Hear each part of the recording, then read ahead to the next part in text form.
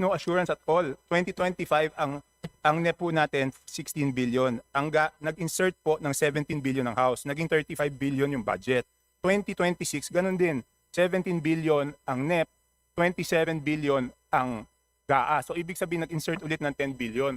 Tapos ayaw natin dumaan sa pre-plenary. So anong problema?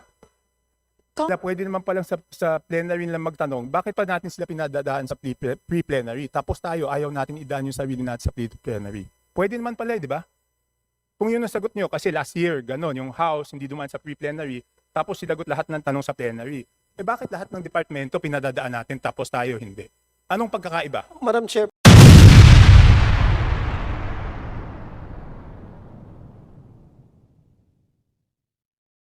Appropriation.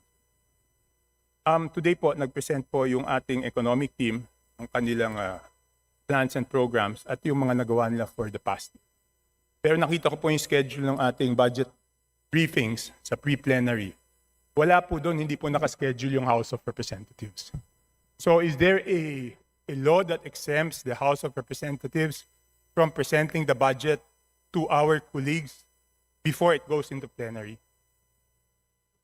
In previous years po, if I may respond to Representative Tiangco, in previous years po, there are certain agencies who do not have pre-plenary hearings. They go straight to plenary. So it's not just the House of Representatives or Congress of the Philippines in general. There's also actually SUCs. There are no pre-plenary deliberations. Even the other OEOs, the other executive offices po, hindi na po natin isinasalang sa pre-plenary budget hearings. Pero po, Madam Chair, ang laki po ng budget ng House of Representatives, no? Nasa 30 plus billion. Halos kasing laki lang siya ng DOST. So bakit hindi po natin siya idaan sa pre-plenary hearings? Kasi dapat natin malaman kung paano ginastos yung budget ng House noong 2025, paano ginagastos yung 2026, at ano po yung basihan ng 2027 budget proposal. At kadalasan, nagpropose po ang House ng insertion na mas malaki pa doon sa original budget. Just like 2026, no? 16 billion lang po ang NEP natin, pero ang total budget is 35 billion. So mas malaki pa. Tapos hindi man pre-present, paano po kami magtatanong sa plenary kung hindi naman pre-present po sa budget briefing yung mga pinagkagastusan? So I would like to request, kung wala namang legal exemption o constitutional provisions that exempt the House of Representatives, we must go through exactly the same process as other departments. Dapat po ipresenta po yung budget ng House of Representatives kung wala po tayong tinatago. Definitely po, Kong Toby, definitely wala po tayong tinatago. As was the case last year, when the budget of the House was presented during plenary, tinayuan po ng isa po sa ating mga vice chairpersons, si Vice Chair Maricar Zamora, tinayuan niya po yung budget ng Congress of the Philippines, and we opened the deliberations on that. But if the request of the Honorable Tiangco is to do a pre-plenary for Congress, we will submit that to the for consideration of the House leadership, because usually naman po it's something like it's not just the Congress of the Philippines budget. As I mentioned before, there are a lot of OEOs na other executive offices na hindi na po natin dinadaan sa plenary. So we will definitely submit that for the consideration of the House leadership. Madam Chairman, why do we have to submit it? This is about transparency. This is about the budget of the House. May question na nga kung bakit MOOE natin by by certification. So bakit hindi natin ipakita kung paano ginastos? Yan lang naman ang tanong eh. Yes Again, or no? Yes po. We are one with you, Representative Tiangco, in Ma'am, you are one with pushing me, for but you are just transparency. you're circling around the question. So I want to know bakit ayaw natin i-pre-plenary yung budget ng House of Representatives. Kong Toby, just to be very clear, we are not saying no. We are saying that this is not a decision that I can make right now. That is subject to the consideration of the House leadership. So again po, I am not saying no. Again, we've done so many reforms to promote transparency. We've done the BARC, bukas na po lahat ng mga amyenda, pinapakita po natin line by line, not just in the House, in the level of the House of Representatives, but even at the level of the Bicameral Conference Committee, pinapakita na rin po natin lahat ng amendments. So again, if this is a push towards transparency, most definitely po, we will support this, but this is not a decision that we can make at the moment. This needs to be submitted for the consideration of the House leadership. Madam Chair, you're not saying no, but you're not saying yes also. Diba? I mean, ano bang problema? What is the problem? Why don't we ask the House leadership? Nandyan man si Speaker, nandyan man si Madjo. Ba't di lang natin tanongin? Again po, I am unable to say yes or no to that question because it is not my decision to make.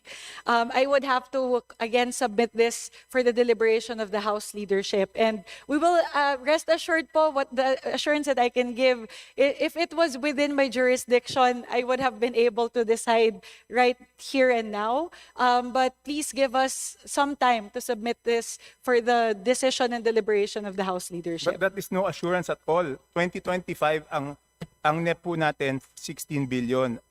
Nag-insert po ng 17 billion ng House, naging 35 billion yung budget. 2026 ganun din. 17 billion ang NEP, 27 billion ang GAA. So ibig sabihin nag-insert ulit ng 10 billion. Tapos ayaw natin dumaan sa pre-plenary. So anong problema? Kong Toby, I would like to reiterate that this is not an insertion. This was deliberated in the plenary. Although there was no pre-plenary for the budget of the Congress of the Philippines, the deliberations on the budget of the Congress of the Philippines was opened up during the plenary. All members were given the opportunity to propound questions to the budget sponsor last year. So although there were no pre-plenaries for the Congress of the Philippines in the past budget hearings, meron pong pagkakataon ang lahat po ng mga miyembro na suriin yung budget ng Congress of the Philippines pagdating po ng plenary deliberation. So if again the request is to have a pre-plenary for the Congress of the Philippines budget for this year, I will most definitely po, the assurance that I can give at the moment is that I will submit it to the wisdom of the House leadership. Eh kung ganun pala, pwede naman palang sa plenary lang magtanong, bakit pa natin sila pinadadaan sa pre-plenary? Tapos tayo, ayaw natin idaan yung sarili natin sa pre-plenary. Pwede naman pala, di ba? Kung yun ang sagot niyo, kasi last year, ganun, yung House, hindi dumaan sa pre-plenary, tapos silagot lahat ng tanong sa plenary. Eh bakit lahat ng departamento pinadadaan natin, tapos tayo hindi? Anong pagkakaiba? Madam Chair, point of order. Go ahead po. Before I respond, yes, My good friend Representative Tony Toby Albano. Chanco is talking about our pre-plenary actions that we can take up amongst ourselves and not waste time with a lot of members who are ready to talk and debate issues regarding the DBCC. So, with respect to my good friend Toby Chanco, the list is so long that I don't even know if I can ask questions primarily on the national and local concerns later on with our friends who have prepared this. And this has been an ongoing practice to have the DBCC. So if this is a concern, my point of order, Madam Chair, is if it is concern about scheduling, you know, maybe we can take this up with the permission of Congressman Toby, with the leadership, and not waste the time of members and also our guests here in plenary. If that is okay, that is a point of order that I'd like to Okay, make. if it's a point of order, I will explain and I would like the chair to rule. If it's a point of order, I will not appeal. I'm just saying, kanina po sinabi, 11 trillion po ang sinabmit. Binawasan po lahat ng departamento, ginawang, hindi po dapat ibawas sa time ko yun. Kasi point of order po yan. Hindi po dapat ibawas sa oras ko yung sagot ko sa point of order niya dahil hindi ko po tanong yan. Okay, kanina po sinabi 11 trillion. Binawasan 7 trillion. So kaya natin pinapag-submit ang bawat departamento. Sasabihin nila, paano nila ginastos yung pera, nakabuti ba ito sa taong bayan. Yun po ang ginagawa sa pre-plenary. So paano po kami magtatanong dito sa plenaryo kung wala naman presentation ganun? Ano, huhulaan namin kung magkano yung nagastos? Anyway, I would like to request the chair to rule on the point of order. If you think I'm out of order, just say so. Madam Chair, if I may be allowed Before I rule on the point of order, I would first like to recognize Deputy Speaker Janet Green. very quickly, Madam Chair, unang araw po ito ng ating pre-plenary budget deliberations, and I believe the Honorable Chanco, whom we fully respect, has his point. The Honorable Chair and the Honorable Albano also have their own points. May I recommend, Madam Chair, that instead of ruling on matters that will create animosity, may I be allowed, Madam Chair, to propose the following: that the concern of the Honorable Chanco be referred to the Committee on Appropriations and be deliberated as soon as possible. And second, Madam Chair, if the Honorable Chanco will allow, that we now proceed with the deliberation of the DBCC, notwithstanding the fact that there are unanswered questions that the Committee on Appropriations are very much willing to answer, regardless of the decision of the leadership or whatever, because it's the committee that will respond. So, Madam Chair, if I may, again to reiterate, wag na po natin pagdebatihan yan kasi sayang po yung oras. We acknowledge the Honorable Chanco. We also acknowledge the point of the Honorable Chairwoman and the Honorable Albano, one of our party leaders. But at the same time, I believe we have to move forward. So if the Honorable Chanco is amenable, may I propose that his proposal be discussed by the Committee on Appropriations as soon as possible.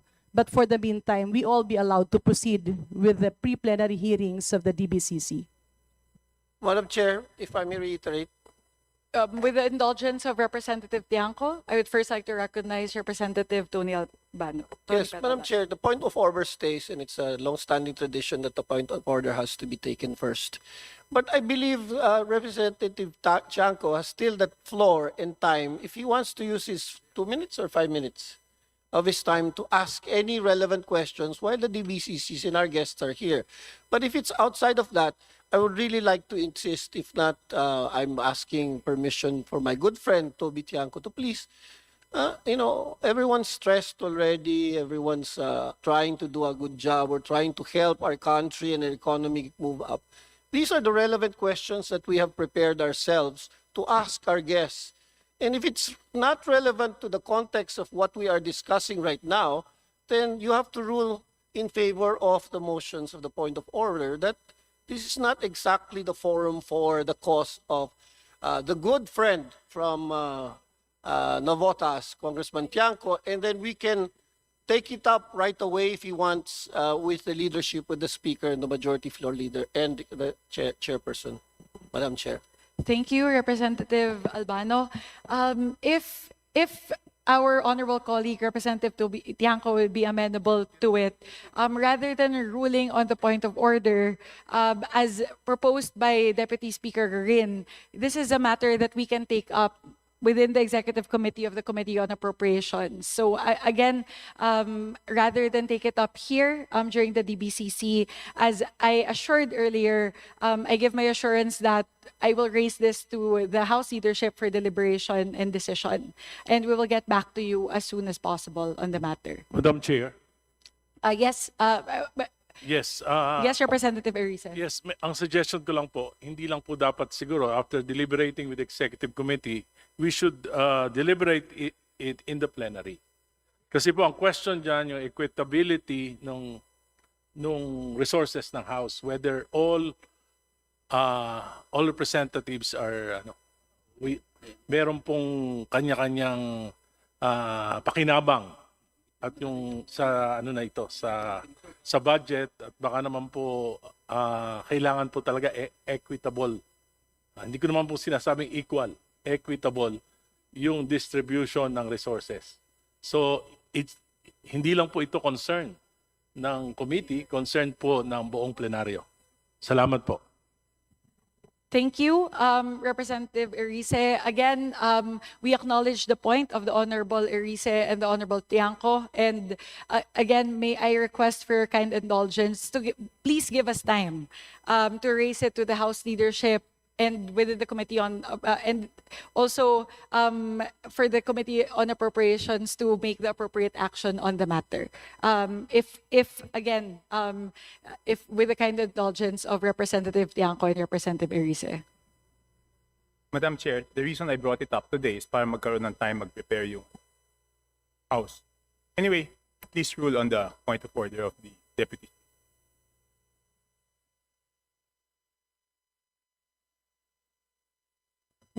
Madam Chair, may I request for a few minutes suspension? May I request for a few minutes suspension? Briefing is suspended.